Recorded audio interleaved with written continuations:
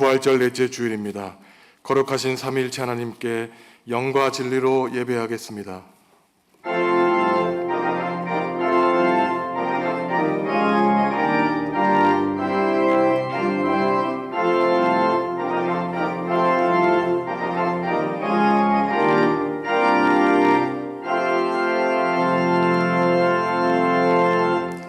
하나님, 복되고 좋은 날을 허락하셔서 주님께 나와 영과 진리로 예배하게 하시니 감사합니다.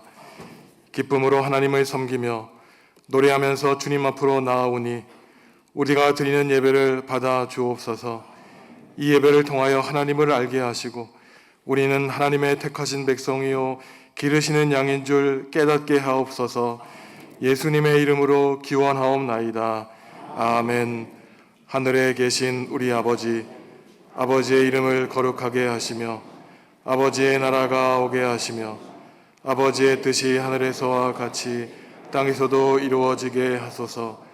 오늘 우리에게 일용할 양식을 주시고 우리가 우리에게 잘못한 사람을 용서하여 준 것 같이 우리 죄를 용서하여 주시고 우리를 시험에 빠지지 않게 하시고 악에서 구하소서. 나라와 권능과 영광이 영원히 아버지의 것입니다. 아멘.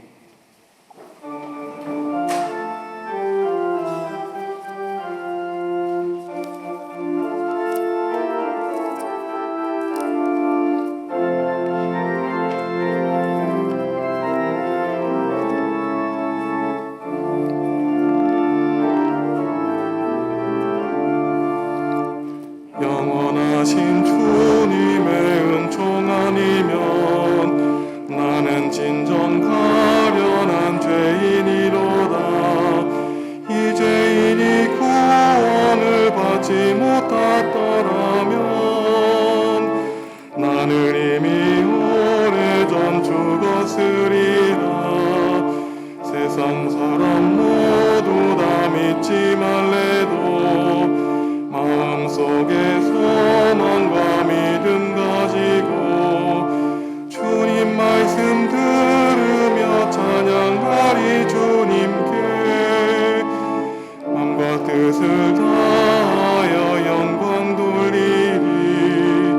주님 나의 선하신 목자 되시니 모든 죄와 두려움 사라지도다. 기쁜 마음 가지고 주와 함께 가면서 힘써 사랑하면서 봉사하리라.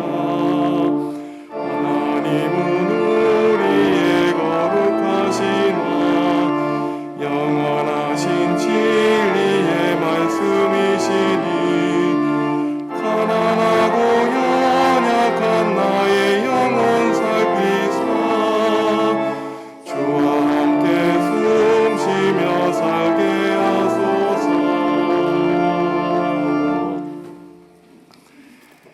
지난 한 주간의 삶을 돌아보시며 하나님과 이웃과 피조세계 지은 죄를 고백하겠습니다.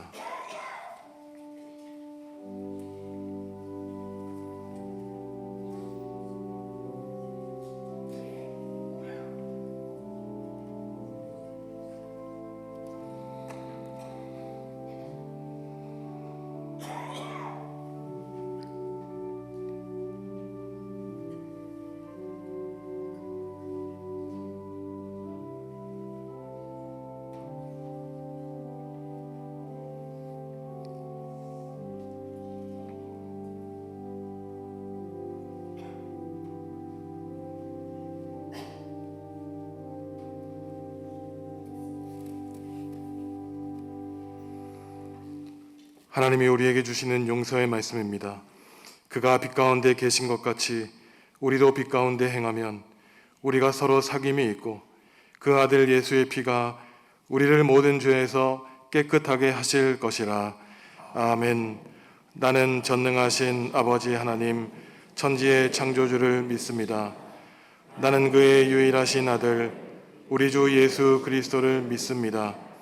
그는 성령으로 잉태되어 동정녀 마리아에게서 나시고 본디오 빌라도에게 고난을 받아 십자가에 못 박혀 죽으시고 장사된 지 사흘 만에 죽은 자 가운데서 다시 살아나셨으며 하늘에 오르시어 전능하신 아버지 하나님 우편에 앉아 계시다가 거기로부터 살아있는 자와 죽은 자를 심판하러 오십니다.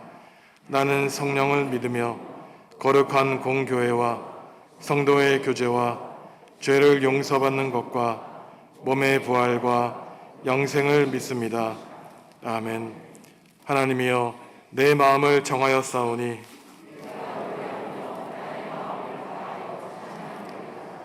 비파야 수구마 깰지어다. 여호와여 내가 만민 중에서 주께 감사하고 주의 인자하심이 하늘보다 높으시며 하나님이여 주는 하늘 위에 높이 들리시며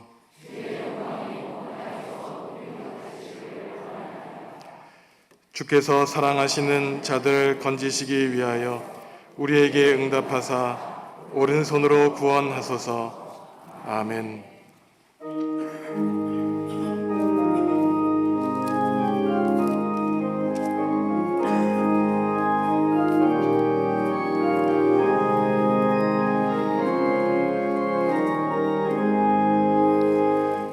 큰 죄에 빠진 나를 주 예수 건지사 그 넓은 품에 다시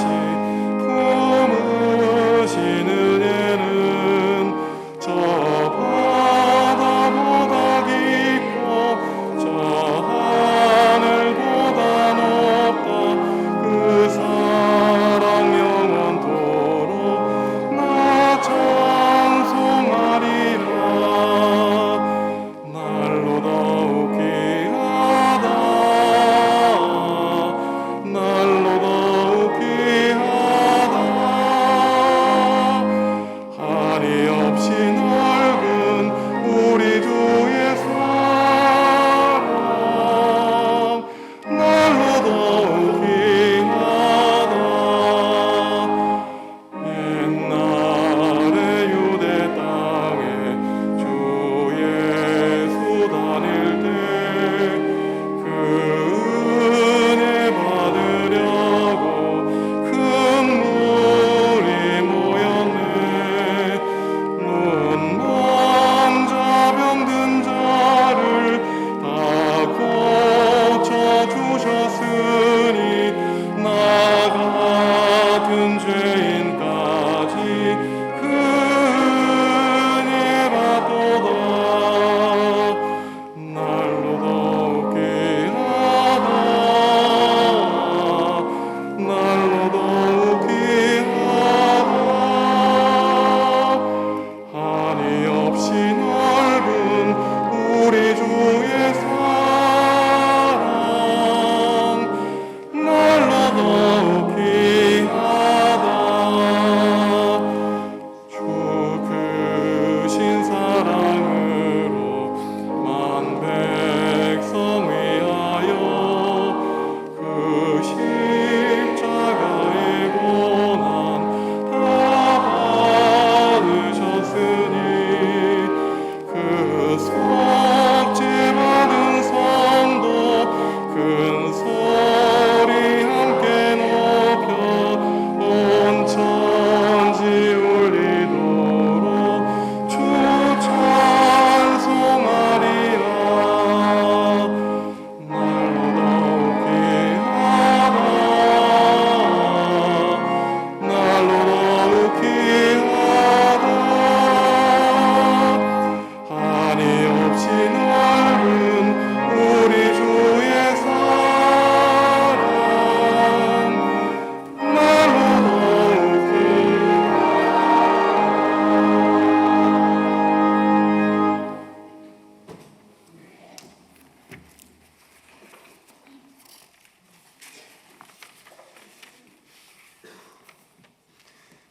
우리의 삶을 인도하시는 주 하나님 감사합니다. 우리를 이 땅에 살아가게 하시고 죽을 수밖에 없는 죄인인 우리를 위하여 우리의 모든 죄를 짊어지시고 십자가에 죽으신 우리를 구원하신 예수님, 또한 죽음을 이기시고 부활하셔서 우리를 영생의 길로 인도하시는 주님 감사합니다. 한없는 사랑에 감사드리며 하나님이 원하시는 삶을 살아야 함을 알면서도 지키지 못하고 인간된 부족함과 아집으로 죄악된 삶을 고백하오니 용서하여 주시옵소서. 이 나라 이 민족을 사랑하시는 하나님, 분단된 우리 민족을 하나됨으로 함께하여 주시옵소서. 민족의 공멸을 자초하는 군비 경쟁과 또한 외세에 의존하여서 우리 민족의 일을 하려는 그런 세력들이 있습니다. 우리의 운명은 우리 스스로 결정할 수 있는 우리 민족이 될 수 있게끔 함께하여 주시옵소서.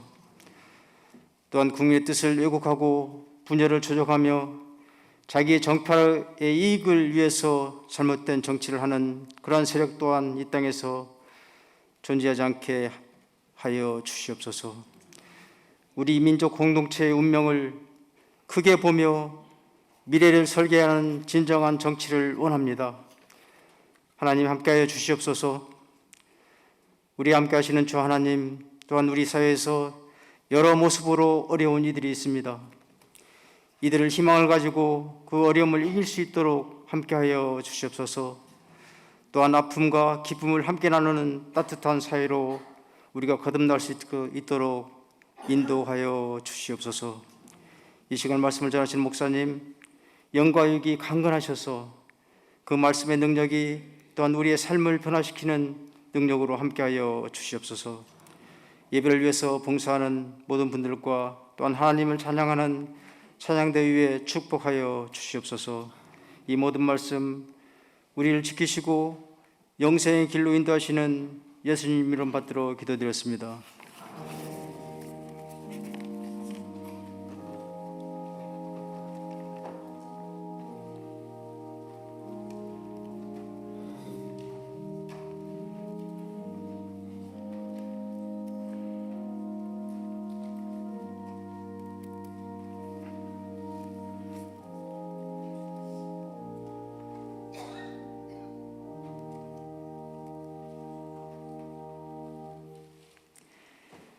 욥바에 다비다라 하는 여제자가 있으니 그 이름을 번역하면 도루가라. 선행과 구제하는 일이 심히 많더니 그때 병들어 죽음에 시체를 씻어 다락에 누이니라. 룻다가 욥바에서 가까운지라. 제자들이 베드로가 거기 있음을 듣고 두 사람을 보내어 지체 말고 와 달라고 간청하여 베드로가 일어나 그들과 함께 가서 이르매 그들이 데리고 다락방에 올라가니 모든 가부가 베드로 곁에 서서 울며 도루가가 그들과 함께 있을 때에 지은 속옷과 겉옷을 다 내보이거늘 베드로가 사람을 다 내보내고 무릎을 꿇고 기도하고 돌이켜 시체를 향하여 이르되 다비다야 일어나라 하니 그가 눈을 떠 베드로를 보고 일어나 앉는지라. 베드로가 손을 내밀어 일으키고 성도들과 과부들을 불러들여 그가 살아난 것을 보이니 온 욥바 사람이 알고 많은 사람이 주를 믿더라. 베드로가 욥바에 여러 날 있어 시몬이라 하는 무두장이의 집에서 머무니라. 아멘.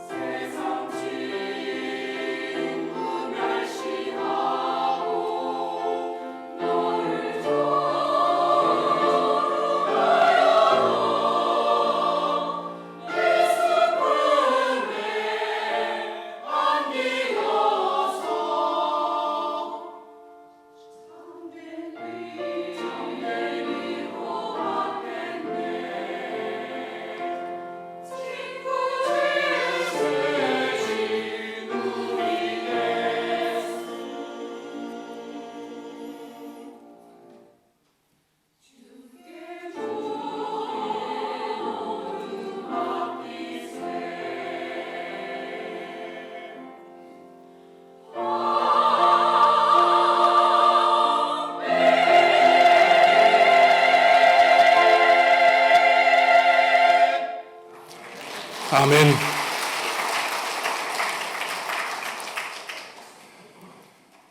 종교라고 하는 낱말의 라틴어 어원 렐리기오는 경전을 여러 번 반복해서 읽는다라는 뜻도 가지고 있고 깨어진 것을 다시 이어준다는 뜻도 가지고 있습니다. 그러니 종교인들이 하는 행위는 그들이 믿는 신이 가르쳐준 그 가르침을 여러 번 반복해서 읽고 묵상하는 사람이고, 하나님과 사람 또 사람과 사람 사이에 깨어진 관계를 이어주는 사람이 바로 종교인이라고 말할 수 있습니다. 생명을 가지고 태어난 사람이라면 누구나 그저 목숨이 붙어 있을 때까지 생물학적으로만 살아가는 그러한 존재를 넘어서서 그 종교가 말하는 삶의 의미와 죽음의 의미가 무엇인지 묵상하며 살게 되는 것이죠. 이러한 사람이라면 구체적인 종교를 가지고 있지 않더라도 사람들은 그 사람을 종교적인 인간이라고 부릅니다. 모든 종교가 나름대로 삶의 의미와 죽음의 의미에 대해서 말하고 가르치지만 우리 기독교가 말하는 삶과 죽음의 의미는 다른 종교와는 다른 독특한 사상을 가지고 있죠. 이 땅에서의 삶이 다가 아니라 죽음 이후에 영원한 삶이 있고, 또한 죽음이 끝이 아니라 죽음 이후에 다시 살아나는 부활이 있다는 가르침입니다. 그러니 성경에 보면은 죽었다가 다시 살아난 사람의 이야기가 있는데, 이것은 단지 호기심으로 죽은 사람이 다시 살아나는 기적 이야기를 말하기 위한 것이 아니라 죽음과 같이 고통스러운 삶을 사는 사람에게 죽음이 끝이 아니라 그 죽음을 이겨내고 다시 살 수 있는 부활의 능력이 있는 삶이 있다는 것을 가르쳐 주기 위한 것입니다. 오늘 말씀에는 예수님을 신실하게 믿다가 삶을 마치게 되었는데 예수님의 제자의 그 기도로 말미암아 다시 살아난 사람의 이야기가 담겨 있죠.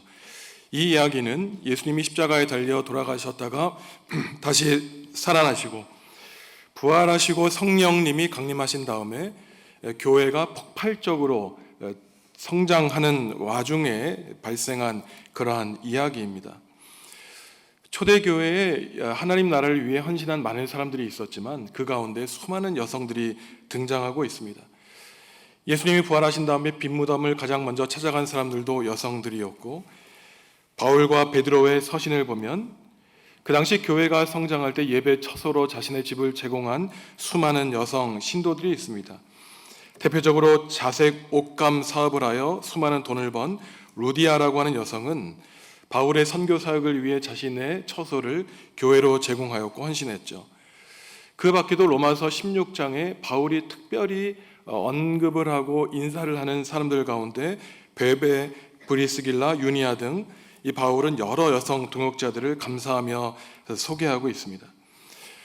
오늘 본문은 그 가운데 특별히 이 다비다라고 하는 여성 신도에 대한 내용을 전하고 있습니다. 욥바라고 하는 큰 이스라엘의 항구 도시에 이 다비다라고 하는 사람이 살고 있었는데 무슨 연유인지는 모르지만 안타깝게도 다비다가 병이 들어서 죽게 되었습니다. 그런데 이 장례식장에 수많은 사람들이 몰려왔는데 그 가운데도 특별히 이 남편을 여인 과부들이 찾아와서 슬피 울며 애곡했다는 것이죠. 그러면서 이 베드로에게 자신들이 살아있을 때 다비다에게 얼마나 큰 도움을 받고 살았는지 이 다비다가 자기들을 위해 지어진 겉옷과 속옷을 보여주며 슬퍼했다는 것입니다. 이 이야기를 들은 베드로가 그 많은 조문객들을 방 밖으로 다 나가게 한 다음에 그 다비다 앞에서 무릎을 꿇고 하나님께 기도하면서 다비다야 일어나라 명령했더니 다시 살아나게 되었다는 이야기를 오늘 그 사도행전의 역사 가운데 우리에게 전하고 있습니다. 오늘 우리는 예수 그리스도의 부활을 믿는 부활의 증인으로 살아가는 그리스도인으로서 오늘 말씀에 등장하는 다비다, 베드로, 그리고 베드로가 나중에 묵었던 이 무도장, 이 시몬의 삶을 통해서 우리 그리스도인들은 어떠한 삶의 모습으로 살아가야 되는지에 대해서 함께 묵상하고 신앙의 결단을 내리려고 합니다. 먼저 등장하는 주인공 인물은 다비다죠. 오늘 말씀 36절을 보시면 이 다비다에 대해서 특별한 호칭을 주고 있는데 여제자라는 호칭을 부르고 있습니다. 우리가 그냥 무심코 이 성경을 읽으면은 그냥 다비다는 수많은 여성 제자 가운데 한 명이었다라고 생각할 수 있지만 여제자라고 하는 이 그리스어 표현은 신구약 성경을 통해서 이 사도행전 9장 이 36절에 단 한 번 나타나고 있습니다. 수많은 여성 신도들이 있었지만 이 다비다는 특별히 주님께 인정받은 여자 신도였다는 사실을 우리는 알 수 있습니다. 다비다는 아람어 이름이고 도르가는 그리스어로 번역한 이름인데 이 뜻은 사슴이라는 뜻을 가지고 있고 아마도 이 다비다 도르가는 사람들에게 사슴처럼 많은 사랑을 받은 것으로 보입니다. 참 궁금하죠. 도대체 수많은 여성 제자들 가운데 이 다비다 도르가는 어떠한 사람이었길래 유일하게 여제자라고 하는 칭호를 성경에서 받게 되었을까 참 궁금합니다. 다비다를 소개하는 첫 구절을 보면 그 힌트를 얻을 수 있는데 36절 말씀 함께 읽으면서 확인해 보겠습니다. 요바에 다비다라 하는 여제자가 있으니 그 이름을 번역하면 도르가라. 선행과 구제하는 일이 심히 많더니. 이 여성 제자는 선행하고 구제하는 일에 남달리 뛰어났다고 성경은 말하고 있습니다. 구제 사업을 한 사람이었다는 것이죠. 늘 자기의 도움을 필요한 사람들에게 착한 일을 했다는 것입니다. 도대체 어떠한 구제 사업을 했을까 확인해 보니까 39절을 보면 남편을 여인 과부들을 위해서 옷을 지어줬다고 합니다. 겉옷과 속옷을 지어주었다는 것이죠. 당시 남편을 여인 이 과부들은 전통적으로 이스라엘 사회에서 가장 힘없는 사람 가운데 하나였습니다. 아버지가 없는 고아, 집이 없는 나그네, 그리고 남편 없는 과부는 가장 힘겨운 삶을 살아야 되는 불쌍하고 연약한 사람들이었죠. 다비다가 죽었을 때 많은 과부들이 와서 슬퍼 울었다는 것은 평소 때 다비다가 이러한 연약한 사람들을 위해 얼마나 애쓰고 살았는지 우리는 알 수 있는 것이죠. 장례식에 온 과부들의 입장에서는 자신들을 위해서 마음을 다해 성심성의껏 도와주었던 이 다비다의 죽음이 얼마나 슬펐을 것인지 우리는 쉽게 이해할 수 있습니다. 자신들의 후원자를 잃은 슬픔을 이겨내지 못했겠지요. 지금까지 살아오면서 너무나 큰 도움을 받아왔기에 앞으로 다비다가 없이 우리가 어떻게 살아갈 수 있을까? 그 다비다가 가지고 있었던 큰 빈자리를 장례식장에서 느꼈을 것입니다. 우리가 목회자로서 아니면 신도로서 신앙생활하면서 어려움을 당하는 것 가운데 가장 큰 슬픔은 우리 옆에 있는 교우들의 죽음을 맞이하는 것이죠. 늘 내 옆에서 같이 큰 목소리로 기도하고 찬양하고 예배하다가 갑자기 뜻하지 않게 이별을 맞이하면 그 내 옆에 있는 그 빈자리가 크게 느껴집니다. 장례 예배마다 설교하면서 언제부터인가 이러한 생각을 갖게 되었습니다. 정작 우리를 이별한 사람들은 이러한 설교를 들을 수가 없구나. 더 나아가 제가 이 세상을 떠나 이별하면은 어느 목사님이 와서 나에게 어떠한 설교를 해줄까, 이런 생각을 하게 되었습니다. 그러면서 문득 생각이 든 것이 마태복음에서 예수님께서 말씀하신 수고하고 무거운 짐진 자야 다 내게로 오라고 하는 그 말씀을 주님이 저에게 들려주실 수 있다면 얼마나 큰 위로가 될 것인가 생각하게 되었죠. 다비다의 죽음과 그의 빈자리, 그리고 그의 죽음 때문에 슬퍼하는 수많은 과부들을 통해서 과연 내가 이 삶을 다 마치고 죽음을 맞이하게 되면 나의 빈자리는 얼마나 크고 작을까? 사람들은 나를 어떠한 사람으로 기억하게 될까? 오늘 말씀을 통해서 묵상하게 되었습니다. 다윗처럼 평소에 희생하고 헌신하여 많은 덕을 쌓아야 되겠다는 다짐을 하게 된 것이죠. 다비다가 많은 사람들의 마음을 얻을 수 있었던 것은 선행하고 구제하는 일, 착한 일과 구제를 많이 했기 때문입니다. 경제적으로 또한 마음으로 힘든 삶을 살아가고 있는 많은 사람들 곁에서 늘 그 사람들을 위해 자기가 가지고 있는 시간을 아껴서 쪼개서 또한 자기가 가지고 있는 한 땀 한 땀 그 바느질로 노력을 한 그 속옷과 겉옷을 제공해서 자기가 가지고 있는 재물을 그저 자기 자신의 행복을 위해 사용했던 것이 아니라 바로 자신보다 연약한 사람들을 위해서 사용했기에 그 많은 희생과 헌신을 수많은 과부들이 기억했던 것이죠. 오늘도 이러한 여러 사람들이 있지 않습니까? 자신이 하나님께 받은 복과 은혜를 본인 혼자 누리는 것이 아니라 다른 사람과 함께 누려서 그 복과 은혜를 더 크게 만드는 사람들이 있습니다. 우리는 신문지상과 뉴스를 보면은 어떻게 이렇게 참 암울한 이야기만 쏟아져 나오고 있는가? 과연 기쁜 소식은 없는가라고 말을 하면서 이런 얘기를 하지 않습니까? 만약에 이러한 재난과 슬픔과 고통스러운 소식이 없으면 더 이상 뉴스와 신문은 사라지게 될 것이다 라고 말을 하듯이, 이 세상은 참으로 절망과 어둠으로 가득 차 있지만 다비다와 같은 사람, 다른 사람을 행복하게 하고 살리는 사람들이 있기에 암울한 세상 속에서 하나님의 복과 은혜가 넘쳐날 수 있는 것이죠. 우리는 오늘 결심해야 됩니다. 하나님, 저도 다비다와 같은 삶을 살겠습니다. 저에게 하나님이 주신 복과 은혜를 그저 내 마음속에 간직하고 살아가는 것이 아니라 나의 옆에 있는 나의 이웃과 교우들을 위해 사용하며 살겠다고 하는 다짐을 우리는 결심을 해야 되는 것이죠.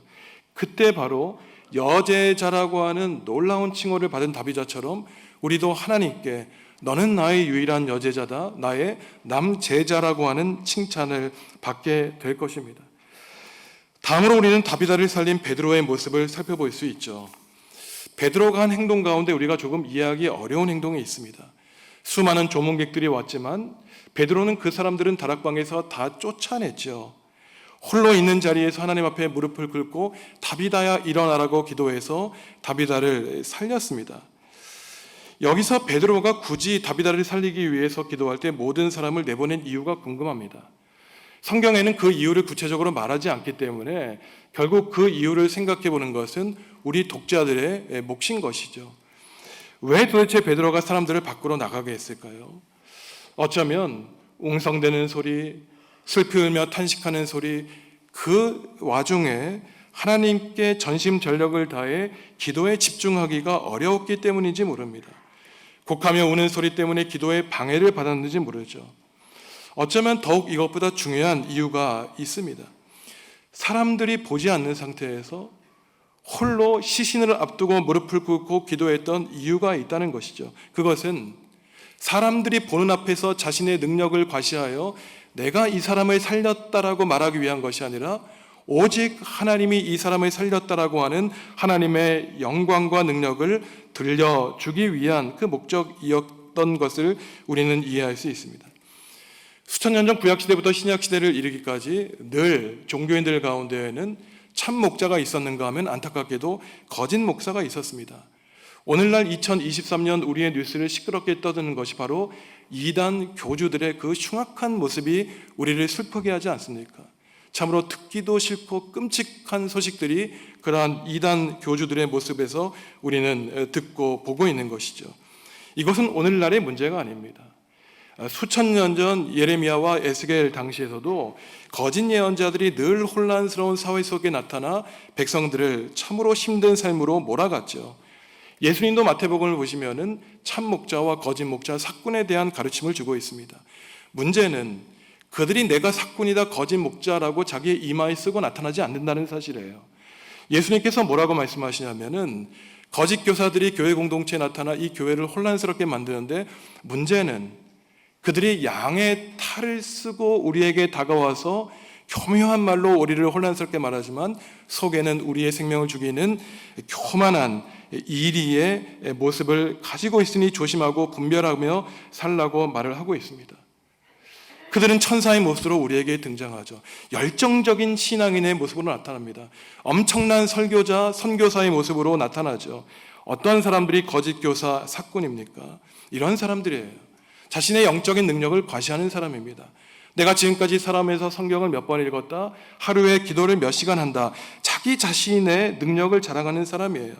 나에게 치유의 능력이 있다, 내가 머리에 손만 얹으니 그 사람이 나았다. 우리가 텔레비전에서 수많은 화면 보지 않습니까? 수천 명이 운집해 있는 사람 가운데 그 이단 교주가 손을 얹고 소리쳐 기도하니 펄쩍 뛰며 말 못하는 사람이 말을 하게 되었다는 그 온통 그 소식을 만천하에 알리는 그러한 사람들이 있지 않습니까? 하나님께 인정받으려고 하는 사람이 아니라 사람에게 인정받으려고 하는 사람이 거짓 교사인 것이죠. 말로는 하나님의 영광을 말하지만 자신의 능력과 자신의 이름을 높이는 사람이 거짓 교사인 것입니다. 참 진리 복음에 관심 있는 것이 아니라 그 복음을 이용하여 자신의 명예와 유익을 자랑하는 사람이 거짓 교사, 신앙 공동체를 혼란스럽게 하는 사람입니다. 오늘 베드로의 모습을 보면은 결코 베드로는 그러한 모습을 보여주지 않았죠. 자기가 사람을 살리는 모습을 사람들 앞에 떠들썩거리지도 않았고 그 사람을 살리는 광경을 생중계하지도 않았습니다. 그저 다비다를 살리고 하나님께 영광을 올려드렸죠. 베드로의 시선과 베드로의 관심사는 오직 하나님의 영광과 하나님의 능력과 그 질병과 고통 때문에 신음하는 사람, 그 다비다, 죽은 그 생명에 불쌍해하는 그 마음이 담겨 있었기에 무릎을 꿇고 하나님께 기도하며 다비다야 일어나라고 하는 그 소리 가운데 하나님의 생명의 능력이 임했던 것입니다. 만약에 베드로가 하나님의 생명을 의지하지 않고 하나님께 영광 돌리는 데 관심을 가진 것이 아니라 그저 병 고치고 수많은 사람을 살려 내가 기독교 역사에서 이러한 대단한 사람이었다라고 하는 인정을 받고 명예를 얻는 데 관심을 기울였다면 베드로는 혹시나 한두 사람을 살리는 데는 성공했는지는 모르지만 기독교 역사를 통해서 하나님 나라를 전파하고 복음의 능력을 입증하는 데에는 실패 아마 하는 사람이 되었을지 우리는 알 수 없는 것이죠. 이처럼 베드로가 겸손하게 오직 하나님께 영광을 돌렸을 때 그 결과가 어떻게 됩니까? 욥바의 온 성읍에 하나님의 능력에 대한 소문이 전파되게 되었고 수많은 사람들이 예수님을 믿게 된 이러한 놀라운 하나님 구원의 역사가 일어나게 된 것입니다. 베드로의 이름이 높아진 것이 아니라 하나님의 이름이 높아지게 되었고 하나님께 영광을 올리는 데 최선을 다하다 보니 베드로는 주님께 칭찬받는 사람으로 인정을 받게 되었던 것이죠. 오늘 우리가 말씀에서 마지막으로 생각해 볼 수 있는 것은 바로 베드로가 이러한 다비다를 살린 다음에 가장 먼저 찾아간 곳이 어디였는가 하는 것입니다. 베드로는 부활하신 예수님을 만나고 성령 강림을 체험한 다음에 완전히 변화된 사람이었어요. 성령 강림을 체험하기 전에는 예수님의 십자가의 길에서 3번이나 예수님을 모른다고 부인한 사람이었습니다. 그러니 예수님이 부활하신 다음에 베드로를 찾아와 네가 나를 사랑하느냐고 3번이나 질문하셨고 베드로의 거듭난 사랑을 확인받기를 원하셨죠. 하지만 베드로는 부활하신 예수님을 만나고 성령 체험을 하자 그의 삶은, 그의 인식은 완전히 변하게 되었습니다. 예수님이 십자가에 돌아가시기 전 마지막 식사를 하신 곳이 나병 환자 시몬의 집이었다는 사실을 우리는 잘 기억하고 있습니다. 왕으로 즉위하기 전 화려한 음식점에서 화려한 음식을 먹고 돌아간 것이 아니라 수많은 사람들이 가기 싫어했던 그 나병 환자 시몬의 집에서 기름 부음을 받고 식사를 나누셨죠. 베드로도 스승 예수님의 길을 따라 의외로 무두장이 시몬의 집에 가서 식사를 하고 그의 집에 머물게 됩니다. 무두장이 시몬의 집에서 선교를 준비하고 있죠. 무두장이 하는 일이 무엇입니까? 짐승을 잡아서 그 죽은 짐승을 두드려 패면서 부드럽게 만들어서 필요한 가죽 제품을 만드는 사람이죠. 무두장에는 수많은 유대인들의 직업 가운데 가장 멸시받고 천대받는 직업군 가운데 하나였습니다. 왜냐하면 수천 년 전부터 내려오는 유대인들의 율법인 정결법을 따르면 특별히 죽은 짐승의 가죽을 만드는 것은 금지되었기 때문이에요. 죽은 사람의 몸이나 죽은 짐승의 가죽에 손을 댈 때 죽음에 노출되어서 우리의 거룩함을 잃는 것으로 여겼기 때문인 것입니다. 하지만 베드로는 하나님의 시선에서 자신을 초대한 무두장이 시몬을 받아들였고 그와 함께 앞으로 펼쳐질 선교를 준비하고 있었습니다. 우리가 읽지 않았지만 다음 장 사도행전 10장을 보면은 이탈리아 로마 군대 백부장, 군대 장관이었던 고넬료에게 복음을 전할 수 있었던 베드로가 되었던 것도 바로 무두장이 시몬의 집에서 그 선교를 준비했기 때문인 것이죠. 이러한 사실은 단지 하루 동에 펼쳐졌던 무두장의 시몬에서 머물고 죽은 다비다를 살린 그러한 일화를 소개하는 것이 아닙니다. 그것은 하나님 나라의 관점에서 볼 때 영원하신 하나님 나라, 실패와 사람들의 배신을 무릅쓰면서도 결국은 승리하게 될 하나님의 선교의 역사의 한 장면을 우리에게 알려주고 있는 것이죠. 사도행전 1장 8절 우리가 잘 아는 구절 한 목소리로 읽겠습니다. 모든 성령이 너희에게 임하시면 너희가 권능을 받고 예루살렘과 온 유대와 사마리아와 땅끝까지 이르러 내 증인이 되리라 하시니라. 아멘. 증인이라고 하는 그리스어는 순교자라고 하는 뜻도 같이 담고 있다고 여러 번 말씀을 드렸습니다. 다비다를 살리고 무두장이 시몬에 찾아간 이 일은 베드로에게는 어쩌면 평생 동안 하루에 벌어진 일이었죠. 하지만 영원히 지속될 하나님의 구원의 역사에서 보면은 그날이 빈틈없이 하나님의 뜻에 순종하여 성공했기에, 하나님의 구원의 역사를 완수했기에 지금 2023년 4월 마지막 주간을 보내는 오늘날까지도 하나님의 구원의 역사는 실패하지 않고 이루어지는 것입니다. 그러니 성도 여러분, 우리가 52주 한 주 한 주 하나님의 구원의 역사에 참여하여 나를 살려달라고, 그저 죽은 나를 살려달라고 기도하는 것이 아니라 나의 죽은 이 영혼을 소생시켜달라고 기도하는 것은 단지 나의 건강과 영혼의 평안을 위해서 기도하는 것이 아니라 부활의 주님을 만나고 부활한 우리 그리스도인들이 내 옆에 있는 교우와 우리의 가족을 살리기 위한 하나님의 구원의 역사를 성실하게 이어나가는 것이죠. 우리가 이러한 사도행전 9장에 나오는 베드로가 다비다를 살린 사건을 잘 이해하지 못하면 나와는 아무런 상관이 없는 그저 옛날 옛적에 벌어진 이야기로밖에 이해되지 않습니다. 죽은 사람을 살렸구나. 그런데 지금 그것이 나와 무슨 상관이 있는가? 하지만 그렇지 않습니다. 예수 그리스도의 부활을 힘입은 베드로가 죽은 사람을 살렸듯이, 오늘 앞장을 보면 애니아라고 하는 그 중풍병자를 다시 병을 치유했듯이, 오늘 우리도 부활하신 예수님을 만나 베드로처럼 우리 옆에 있는 가족과 교우를 살리는 부활의 능력을 가진 그러한 능력 있는 하나님의 제자로 살아가야 된다는 것입니다. 사람을 살리는 것이 어떠한 거창한 일이겠습니까? 죽은 사람을 살리는 것이 어떠한 방법일까요? 단순한 일입니다. 그를 위해 기도하며 그에게 능력이 되는 부활의 예수님을 전하는 것이죠. 지금 우리의 삶이 다가 아니라 조금 더 참고 견디며 부활하신 예수님을 만날 수 있도록 기다리고 살아갈 때 결국 부활하신 예수님이 우리의 몸과 마음에 손을 얹어주시고 아무런 삶의 의미가 없어 보이는 우리의 매너리즘에 빠진 우리의 삶에 다시 한번 성령님이 활력을 주고 오늘 하루도 승리하며 살아갈 수 있는 삶의 의미를 깨닫게 하는 것이 바로 사람을 살리는 일인 것입니다. 성도 여러분, 한번 생각해 보십시오.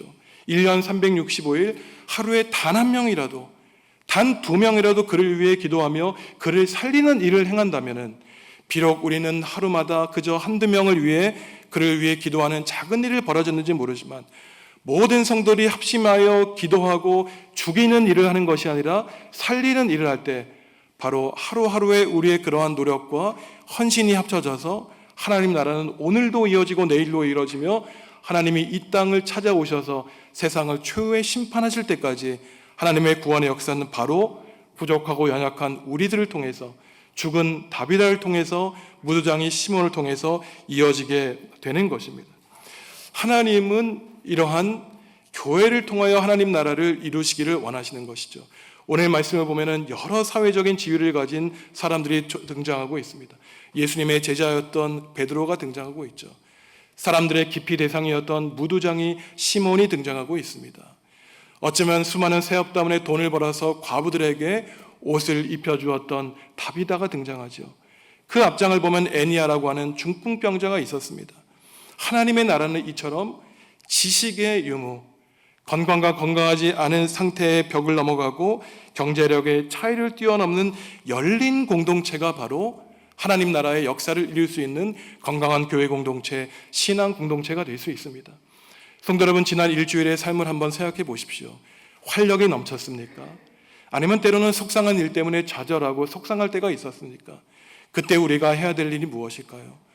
주님이 우리를 위해 만들어 놓으신 우리 천국의 그 전초기신 우리 교회에 나오는 것이죠. 아무리 힘들고 좌절되는 일이 있더라도 그저 예배당에 나와 주님 앞에 무릎 꿇고 우리의 온 몸과 마음을 우리를 향해 십자가를 지시고 돌아가신 주님만 바라볼 수 있다면, 언제 그랬는지 모르게 나도 나 자신을 부인하고 실패자라고 나를 규정할 때, 아니야, 내가 바로 너를 위해 십자가에 달려 죽었어라고 하는 주님의 그 음성만 들을 수 있다면 우리가 다시 살아날 수 있고 다시 살려주신 주님의 힘과 능력을 의지하여 우리처럼 좌절하고 넘어진 사람의 손을 붙잡고 다비다야 일어나라, 힘을 내라고 우리는 소망과 희망의 말씀을 우리의 옆에 있는 죽어가는 교우들과 이웃에게 전파할 수 있는 것입니다. 성도 여러분, 다른 사람들에게 어떠한 사람으로 불리고 기억되기를 바라십니까? 우리가 이 시간 우리의 몸과 마음을 다해서 다비다와 같은 사람이 되겠다고, 베드로와 같은 사람이 되겠다고, 무두장의 시몬과 같은 사람이 되겠다고 결심하면 좋겠습니다.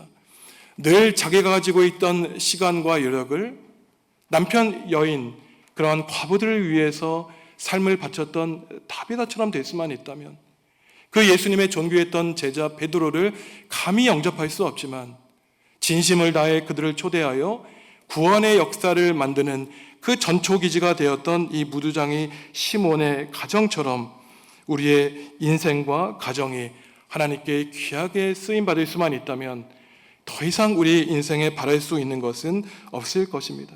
바로 우리 교회가 이러한 열린 공동체가 되면 좋겠습니다. 상처받고 찢긴 마음을 가지고 나왔을 때 일어나라, 손을 붙들어주고 하나님 나라의 복음의 능력, 성령님의 치유의 능력을 전하는 교회가 되었으면 좋겠습니다. 세상을 바라볼 때, 뉴스를 들을 때 늘 전쟁과 기아와 고통스러운 소식으로 가득 찬 이 세상 가운데 오직 하늘을 바라보아 하나님의 그 구원의 한 줄기 빛을 바라보아 주님이 우리에게 허락하여 주시는 선교의 사명과 비전을 발견하고 다비다처럼 시몬처럼 최선을 다하여 그야말로 우리의 몸과 마음을 바치는 헌신하는 삶을 살아갈 때 주님이 세워주신 우리 정읍중앙교회가 이 어두운 정읍 땅에 밝은 복음의 빛을 비출 뿐만 아니라 하나님이 사용하시고 기뻐하시는 가장 훌륭하고 아름다운 교회가 될 수 있을 것입니다. 한 명의 다비다, 여제자, 남제자가 되어서 하나님께 영광 돌리는 성도 여러분들 다 되시기를 주님의 이름으로 간절히 기원합니다. 하나님 감사합니다. 죽은 다비다에게 다비다 일어나라고 외쳐주신 그 외마디의 말을 우리의 귀에도 우리의 마음에도 들려주시옵소서. 하나님, 지치고 피곤한 영혼들이 있습니다. 매일매일 똑같이 반복되는 삶을 살아가는 것처럼 느껴 때로는 삶의 의미를 발견하지 못할 때도 있습니다. 하나님, 우리를 살려주시옵소서. 활력 있고 성령의 능력을 힘입어 살아가는 성도 되게 하여 주시옵소서. 하나님께서 죽은 우리의 영혼을 살려주셨사오니 죽어가는 영혼을 살리는 일에 우리의 몸과 마음을 바치는 존귀 칭찬받는 정읍중앙교회 될 수 있도록 성령의 능력을 마음껏 부어 주시옵소서. 예수님의 이름으로 기도합니다. 아멘.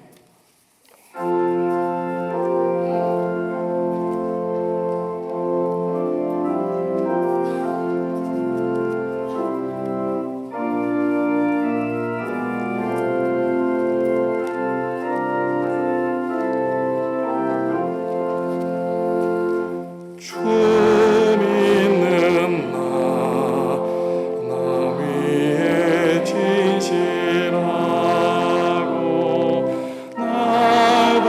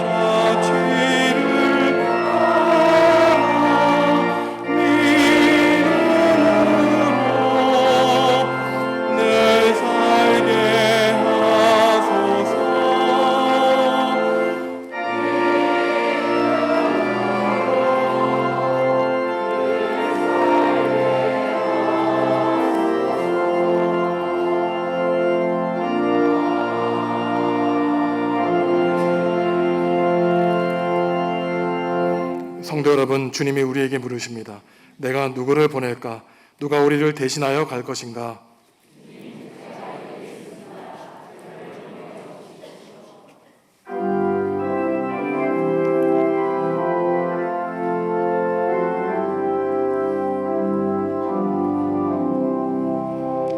내 주 예수 주신 은혜 한없건만 내 주 앞에 이 적은 것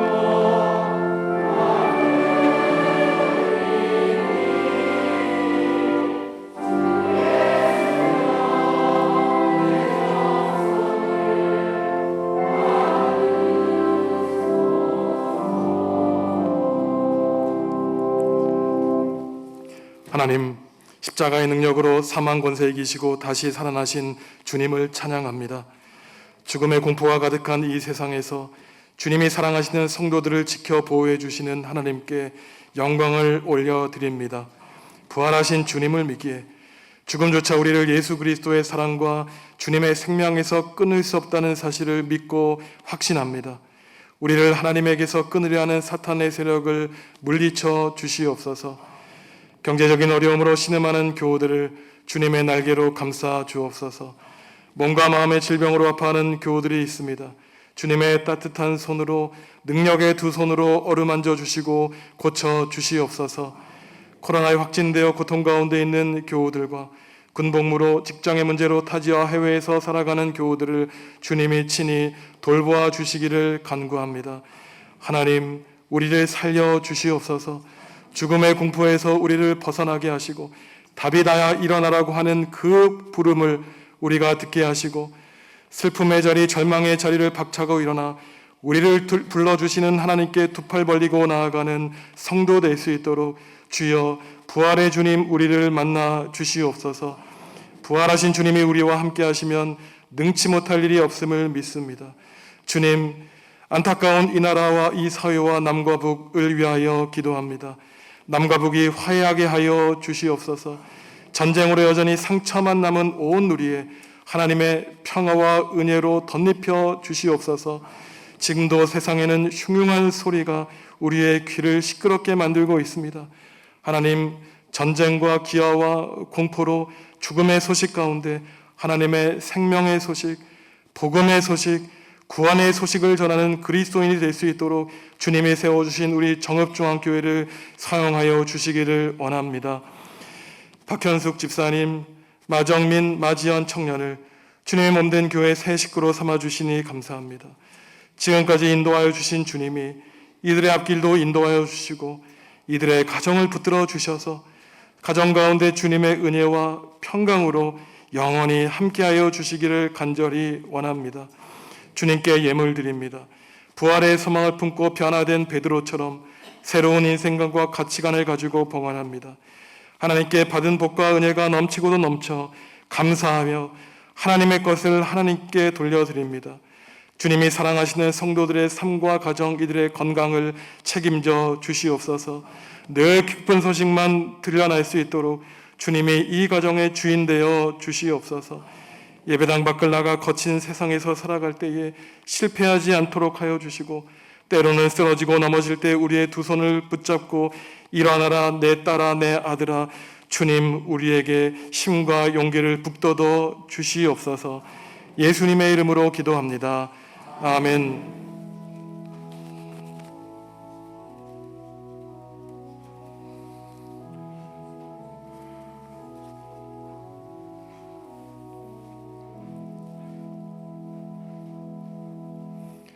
주님의 평화가 성도 여러분과 함께 하시기를 바랍니다.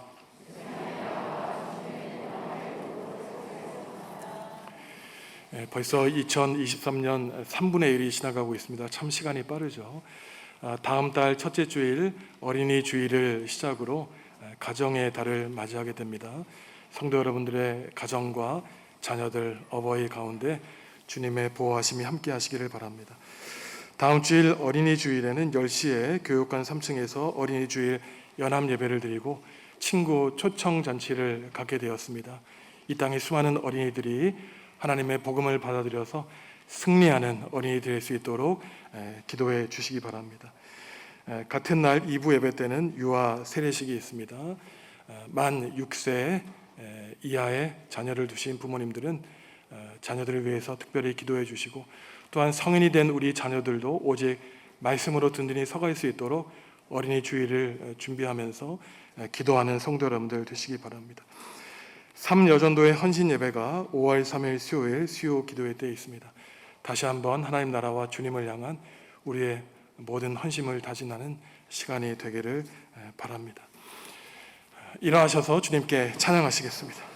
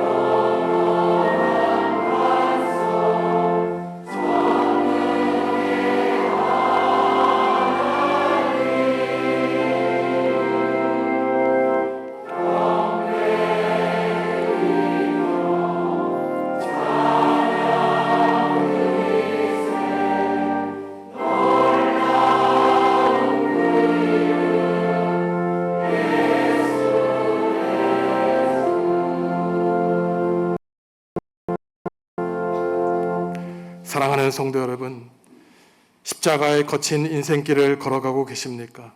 그때 주님의 음성을 들으시기 바랍니다. 다비다야, 일어나라고 지금 우리에게 말씀하십니다. 실패와 좌절의 자리에 앉아있지 마시고 우리를 향해 두 손 벌려주시는 주님께 성도 여러분의 인생을 맡길 때 사랑과 은혜에 풍성하신 주님이 우리와 영원토록 함께 하실 것입니다. 이제는 우리를 위해 십자가에 달려 돌아가신 예수 그리스도의 은혜와 독생자 예수 그리스도를 나를 위해 보내주신 하나님의 그 크신 사랑과 지치고 피곤한 영혼, 죽어가는 피조물을 살려주시기 위해서 힘과 능력과 위로되어 주시는 성령님의 감화감동 교통하심이 몸과 마음이 병든 사람을 살리기 위하여 부활의 예수 그리스도를 주님으로 모시고 살기로 다짐하는 성도들에게 지금부터 영원까지 함께 하시기를 간절히 축원하옵나이다.